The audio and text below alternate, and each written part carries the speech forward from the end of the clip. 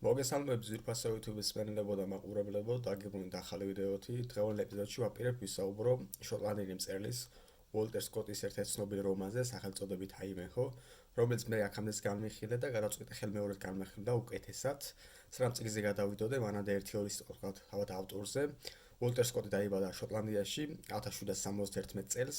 იგი ადრეული ასაკიდანვე დაინტერესებული იყო ისტორიით, პოეზიით, წერდა ლექსებს, პოემებს, იყო აგრეთვე მთარგმნელი და ხატრული ლიტერატურის წერა, რომანების წერა დაიწყო 52 წლის ასაკში. მან მოახერხა 28 წიგნის დაწერა სამწუხაროდ ქართულაზე მხოლოდ 2 მათგანი არის თარგმნილი, ეს გახლავთ აიმენჰო და ეს გახლავთ რობროი. რობროიში მოქმედება ხდება მე-18 საუკუნის შოტლანდია ინგლისში, შოტლანდიელების აჯანყებაზე მოგვითხრობს და მე ძალიან დიდი სურვილი მაქვს და იმედია გამოჩნდება ვინმე ადამიანი, ვინც ამ კაცის წიგნების თარგმნას დაიწყებს. წიგნში მოქმედება ხდება მე-18 საუკუნის მიწურულს ინგლისში, პარალელურად ახლო აღმოსავლეთში მიმდინარეობს მესამე ჯვაროსნული ომი, სადაც მონაწილეობას იღებს ინგლისის მეფე რიჩარდ რომკული.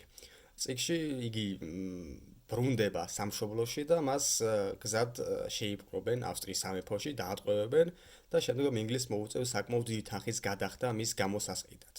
სანამ რიჩარდი აღმოსავლეთში იბრძოდა, მანამდე მისი ადგილი ტახტი ეკავა მის ძმას ჯონ უმიტესყროს, რომელსაც შიშები არ ასვენებს, სულ იმის შიში აქვს, რომ ძმა დაბრუნდება და კუთვნილ ტახტის დაბრუნებას მოსთხოვს, ამიტომ იგი 1000 გვარ ხერხს იგონებს და მიმართავს, რათა ძმამ ინგლისში არ ჩამოაღწიოს.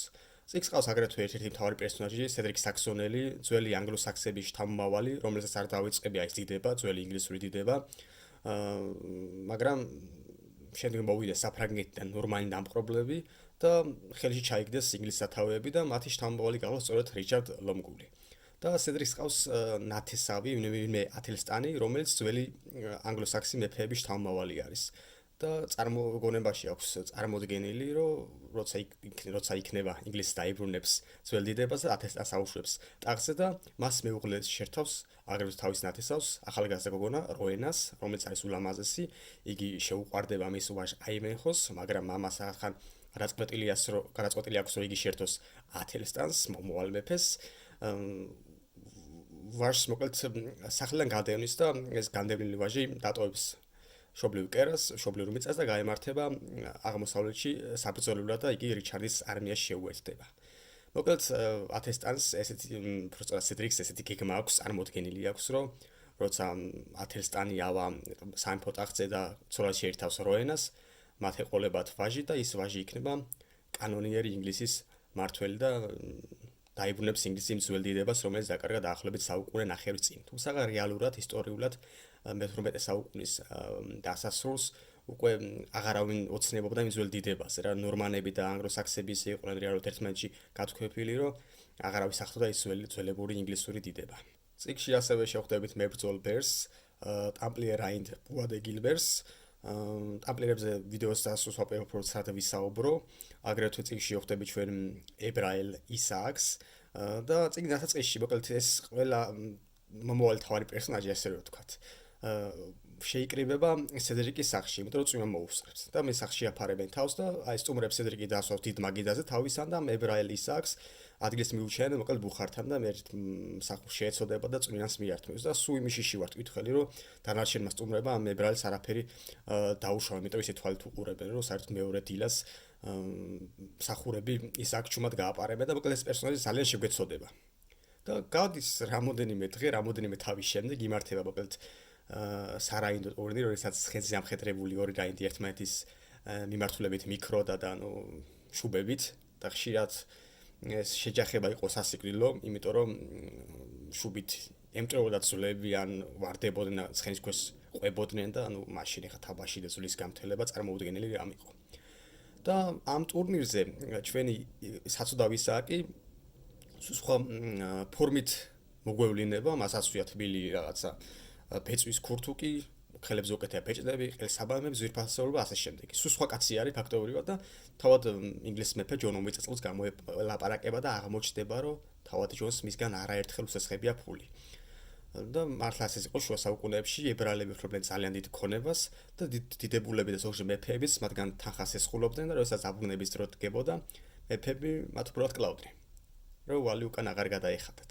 და ისააკს ყავს ულამაზესი გოგონა რებეკა, რომელიც საერთოდ არ არის ებრაელი, ასე რომ ვთქვათ, იმიტომ რომ მამამისი თუკი სულ ფულებზე ნადირობს ფულებელანება, ეს გოგო პირიქით არის, თუკი მამამისი ვინმე ფულს წაცინცლავს, რებეკა ჩუმად უბრუნებს ამ ფულს თავის ძველ პატრონს და ეუბნება, რომ მამაჩემი ამ ძვირფასეულობის გარეშეაც იოლად გავა, ის რაც იმდენი აქვს დაკავილია. ჩვენი ებრაელი რებეკა შეუყვარდება რაინდ დე ბუა გილბერტს, რომელიც არის ქრისტიანი რაინდი. და ეს რა თქმა უნდა დაუშვებელი არის. ქრისტიანი შეუყვარდეს ებრაელი, მით უმეტეს ასეთ ღირსეულ რაინდს, ბერს და მას გაიტაცებს და დამალავს თავის მონასტერში, სარდაფში და ეს რამოდენიმე კაცმა იცის ამ ყველაფრის შესახებ და ბედად იმ მომენტში მონასტერში აღმოსავლეთიდან დაბრუნდება ტამპლიერების მაგისტრი ლუკა ბოვანოვარი, საინტერესო პერსონაჟი არის. იგი არის კაცრი, იცავს დისციპლინას და თუკი მანამდე მის გარეშე რაინდები, ასე რომ თქვა, თავშებული ცხოვრობენ ეკლესიაში, როცა უნდათ ეძინათ, როცა უნდათ ეღვიძებდნენ, როცა უნდათ ჭამდნენ, როცა უნდათ სვავდნენ, ეს ყველაფერი ვეღარ გაგრძელდებოდა. და იძულებულები არიან ის ძველი წესები, ადათები დაიცვან და ეს კაცი გაარკვევსო მისი ღირსეული რაინდი ბუა დე გილბერი სარდაფში, მონასტრის სარდაფში მალავს ებრაელ გოგონას და გაიმართება სასამართლო.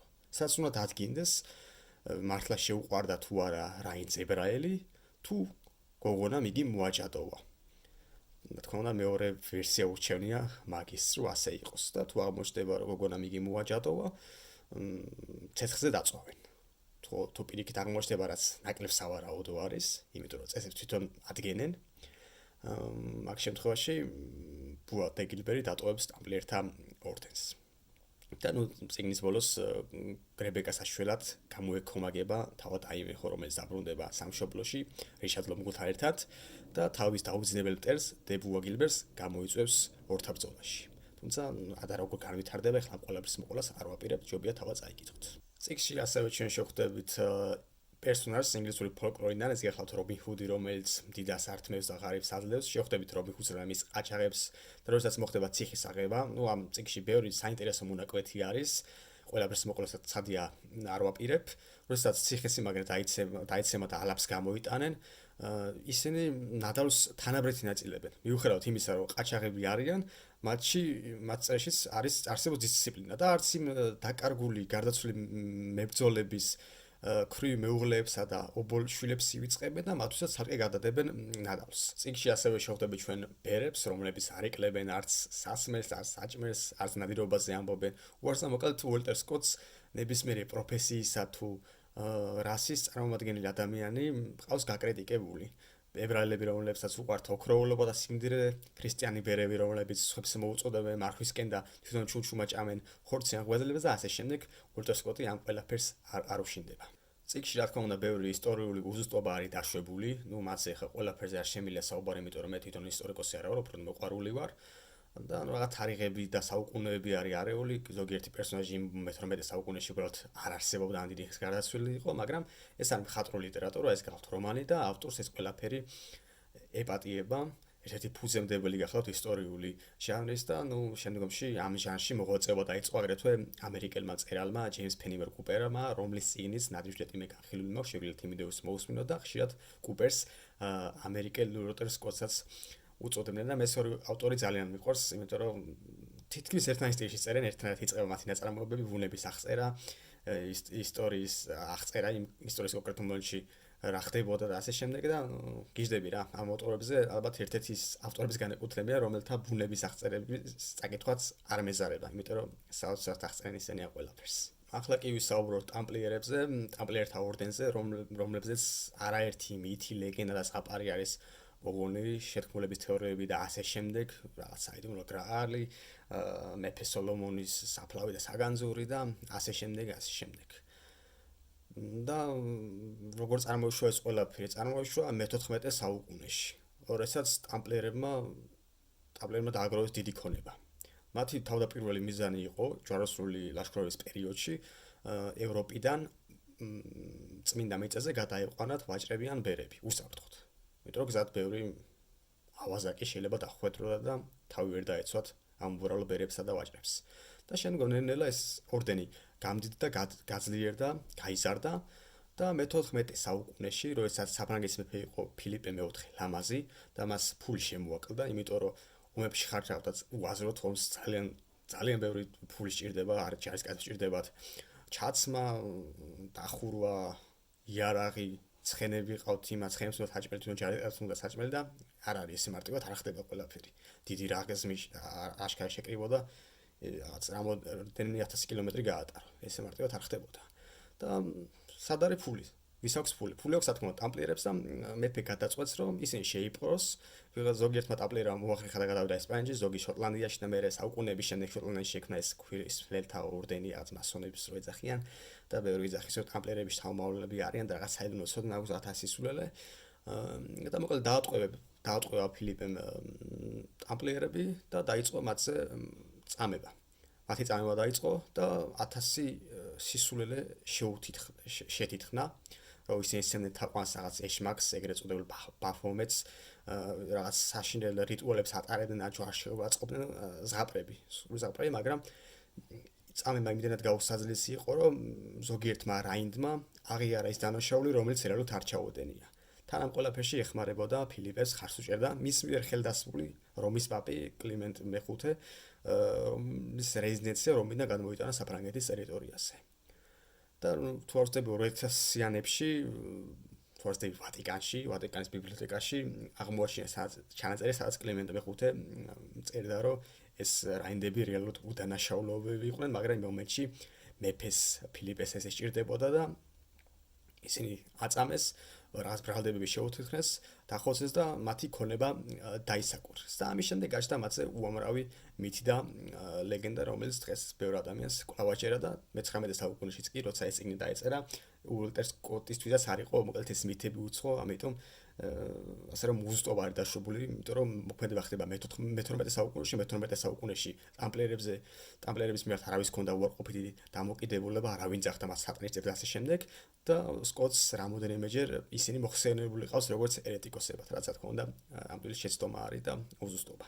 ტამპლიერები რა თქმა უნდა არ ჩემი და ჩემი თაობისთვის არ არის უცნო, იმიტომ რომ 21 საუკუნეში გამოვიდა და კვლავაც გამოდის ერთ-ერთი უმაგრესი თამაშების სერია Assassin's Creed, რომელიც ძალიან მიყვარს, იმიტომ რომ ისტორიულ თემატიკაზე არის თამაშები და რამოდენიმე დღის წინ დავხურე ოდისეა, მიუხედავად იმისა, რომ ტრადიციული Assassin არ არის, როგორც ისტორიული თამაში ერთ-ერთი საუკეთესო იყო და დღემდე ვაგრძელებ იმ რაღაცა დამატებითი მისიების შესრულებას და ძალიან სიამოვნებს რაღაც ძველ საბერძნეთში მოგზაურობა. და მოკლედ ასასინების თავარი მტერი ამ თამაში არის სწორედ ტამპლიერები არიან, რომელთაც აქვს საიდუმლო ცოდნა და ასასინები მათ ებრძვიან და ეს მოკლედ ამ თამაშმა ამ მითების გაზაზე გაძლიერებას უფრო შეუწყო ხელი. აგრეთვე მინდა გავიხსენო გერმანულ მეტალ ჯგუფ Gravedigger-ის 98 წლის ალბომი Night of the Cross ჯვრის რაინდები, სადაც ერთი ამბავი არის მოთხრობილი, კერძოდ კი ჯვაროსნული ამბებზე მოგვისწრობს ეს ალბომი. არის იქ ტამპლიერთა ორდენის ჩამოყალიბება, არის სიმღერა ლომგულზე, რიჩარდ ლომგულზე და ალბომის მეორე ნახევარი უკვე გათმობილი აქვს თავად ტამპლიერთა ორდენს, რომ მას წამს რაღაც ამ ბაფომეტის რაღაც საიდუმლო ცოდნა აქვს და მე დაატყვევეს მათ მეფე ფილიპე, როგორ აწამებს და ასე შემდეგ ერთ-ერთი სიმღერა არის Curse of the Jack, ჟაკის წევლა, ეს იყო ტამპლიერთა ორდენის უკანასკნელი მაგისტრი ჟაკ დე მოლი, რომელმაც სიკვდილის წინ კოცონს დაწვეს, მან მეფე და პაპი დაწყევლა და დაახლოებით 1 წლის შემდეგ ორივე გაურკვეველ ვითარებაში გარდაიცვალა და ამან უფრო გაამძაფრა რაღაცა მითები და ლეგენდები ტამპლიერებზე და ეს ამ სინით იწყება სხვადასხვის 2014 წლის Assassin's Creed Unity, როდესაც ტამპლიერი მებრძოლი ხარ და ფილიპის ჯარისკაცები შემოიჭრებიან მოკლედ თქვენ სასახლეში, თავი პერსონაჟს მოკლავენ და მე დაწვავენ მოკლედ ამ ჟაკ დე მოლს და ჟაკ დე მოლი სიკვდილის წინ მეფეს დაწყევლის. ასე რომ ტამპლიერებზე უამრავი მითი არის, თავარია ჩვენ ისინი არ დავიჯეროთ.